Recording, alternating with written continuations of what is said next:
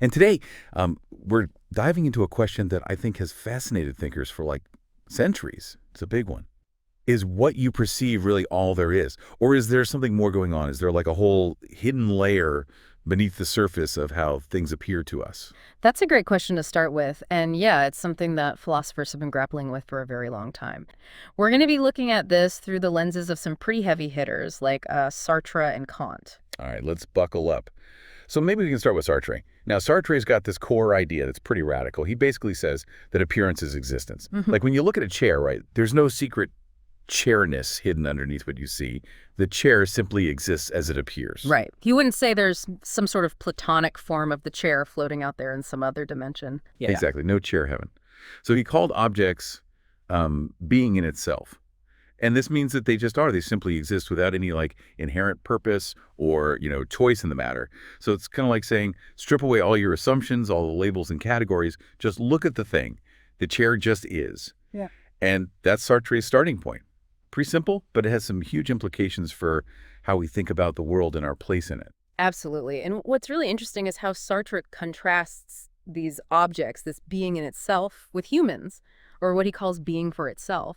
So, you and me as conscious beings, we're aware of ourselves and we've got this freedom to define who we are. Unlike that chair, which just sits there being a chair, we're constantly changing, constantly in the process of becoming. Right. We're not just stuck as one thing forever, Mm. which I kind of find comforting. And one of the things that really jumped out at me from the materials you sent over was how Sartre really pushes this idea further by challenging the traditional concept of potency in act. Oh, yeah, that's a big one. Yeah. This whole notion that something has a potential to be something else, like a seed has the potential to become a plant, right? But Sartre basically says, nope, existence comes first. Thing just exists, and especially for us humans, we create our own essence, our own meaning through our actions and choices. It's not about fulfilling some predetermined potential. We get to decide what we become. It's very empowering in a way, isn't it? Yeah, it's a very different way of looking at things, for sure. And if we connect this back to the bigger picture, Sartre's view has some strong ties to this concept called nominalism. Nominalism. Okay, that sounds familiar, but I'm a little fuzzy on the details. Can you give us a quick refresher? Sure. So nominalism is essentially the idea that general terms, like dog or beauty or justice, they're really just names that we give to things. They don't exist as these real independent entities out there in the world. So when you say chair, you're basically applying a label to a bunch of appearances, but there's no universal chairness that exists apart from all those individual chairs that you perceive. Does that make Right. sense? Yeah, that makes a lot of sense. So it's kind of like saying redness isn't a thing in and of itself. It's just a label that we put on a bunch of different things that happen to look similar to us. Right. And that really clicks with Sartre because if appearance is all there is, then the categories that we use to understand the world, those are all based on what we observe, not some hidden essence. Precisely. And this emphasis on appearance and experience leads us to the idea of phenomenal beings. Okay, so what exactly is a phenomenal being in this context? So a phenomenal being is basically something that exists as it appears to our perception and to our experience. Think of it as the world as you see it, as you feel it, as you interact with it. And it's interesting because Kant also used this term phenomenal being, but he contrasted it with his idea of the noumenal being. Yeah. And that's the thing in itself, the thing that supposedly exists beyond our senses. But for Sartre, humans are phenomenal beings. Our existence is defined by our experience and how we choose to define ourselves through what we do. So for Sartre, you are your experiences and your choices. There's no hidden real you separate from all of that. Okay. Now, one of the articles that you sent me brought up this really interesting term, and I'm not even going to try to pronounce it because it's German and sounds a little intimidating. It was Abschottung. Ah, yes, Abschottung. Great word. So can you break that down for us? What does that even mean? It is a great word, and it's a really important concept. It comes from Husserl, who was a key figure in phenomenology, which, to put it simply, is the study of structures of consciousness as they are experienced from the first-person point of view. So Abschottung literally means adumbration or profile.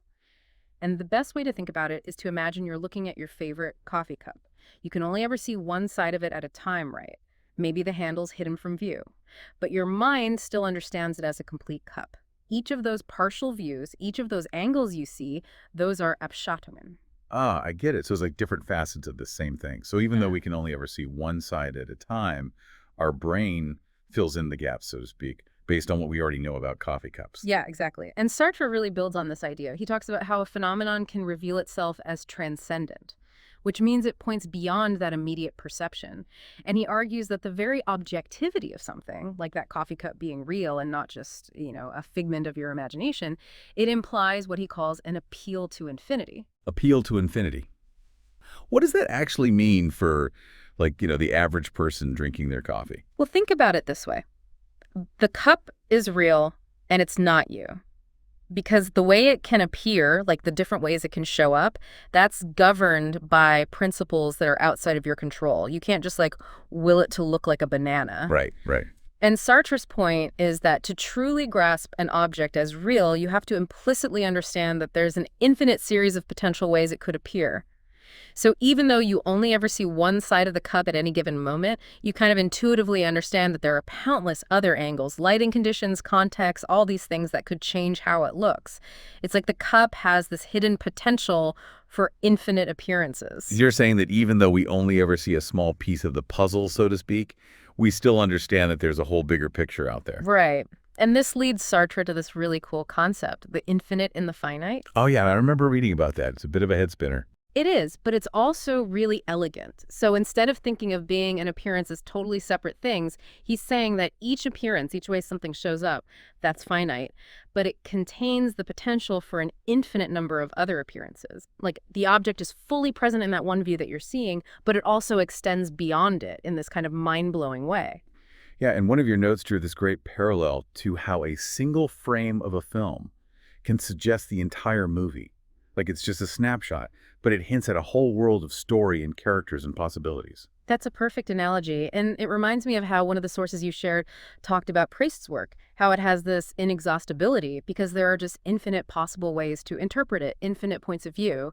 And for Sartre, essence isn't tied to a single appearance. Essence is really about what can be manifested through this infinite series of appearances.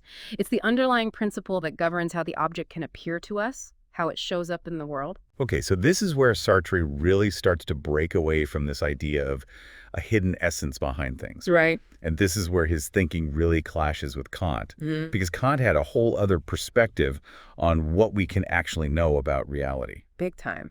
Yeah, Kant is famous for this idea of the noumenon, right? Noumenon, right. Which is this unknowable reality that exists beyond the appearances. So beyond what we can perceive with our senses. But Sartre's like, nope, the appearance doesn't point to some separate being. It only indicates itself. Like it's the appearing itself that becomes the main focus. What is the being of this appearing? That's a really central question for Sartre. Right, so for Sartre, what you see is what you get. There's no secret level beyond the screen of your perception. Okay, now let's shift gears a bit and dive into Kant's perspective on all this. Sounds good. Let's do it. Because you had a very different take on essence and what we can actually know about the world. Yeah, Kant was all about limits. He believed that we only ever experience phenomena, those appearances. We never get to experience those things in themselves, the noumena. So for Kant, things like a rose, a book, a stone, their true essence, what they really are independent of our perception, is ultimately unknowable. Why is that? What's stopping us from getting to that true essence? Because our minds, they actively filter and shape reality. We don't just passively take in information. Our minds organize everything through these built-in categories and structures, like space and time and causality. It's like we're wearing these mental lenses that shape how we see everything, and we can never take them off. So we're kind of trapped in our own heads then. In a way, yeah. One of the articles you shared had this great analogy about trying to see the world without your own eyes. It's just not possible. Okay, so let's go back to that thought experiment we were talking about before. Yeah. With the perceiver who doesn't have any mental lambdas or conditioning. What would Kant say that they would see? Or rather, could they see anything at all? Kant would argue that such a perceiver is impossible. Our minds are inherently structured to process information in certain ways. There's no way to bypass those fundamental categories and frameworks. So for Kant, we can never see an object as it is without our minds getting involved. Right, so we're stuck with our mental lenses. But wouldn't Sartre say that this hypothetical being would be able to see the object in its true form, in its being in itself? because for him, there's no hidden reality to uncover. Yeah, that's the core difference between them. And this contrast in their thinking actually raises some interesting questions about perception and reality that connect with other philosophical traditions. For example, some schools of Zen Buddhism talk about reaching this state of pure awareness, Huh. where you transcend conceptual thought and you see reality directly.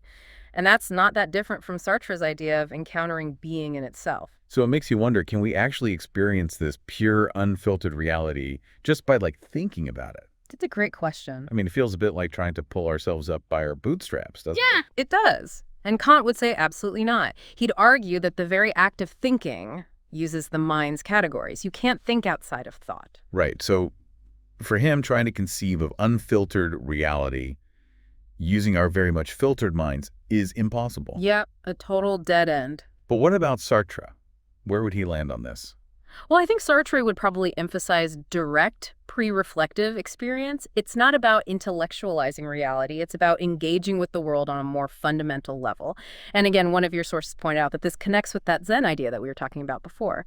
That reality has to be directly experienced, not just thought about. Okay, so to sum all of this up, the big takeaway here is this fundamental contrast between Sartre and Kant. Sartre is saying appearance is reality. There's no hidden essence. But Kant believes that what we see is always a filtered version of an ultimately unknowable reality, the noumenon. And that difference has some pretty big implications for how we understand the world. If Sartre is right, then what we experience directly is all we've got. That's the full picture. And we should really focus on our interactions with the world and how meaning arises from those interactions.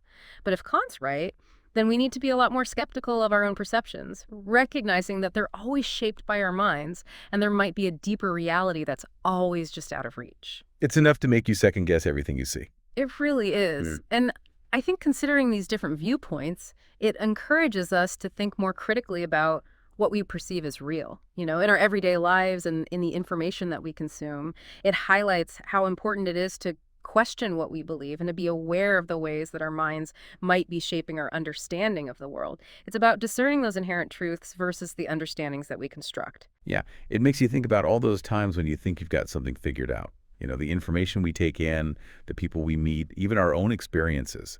Are we seeing the complete picture or just our own interpretations?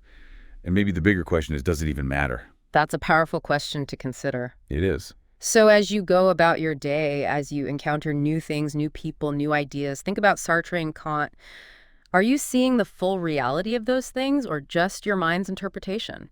And does it even matter? It's something to think about for sure. And I hope this deep dive has given you some new tools to use as you continue to explore these really fascinating questions about reality and perception. Absolutely. And we want to thank you all for joining us on this deep dive. It's been a fascinating journey as always, and we look forward to diving into more of these complex ideas with you all next time.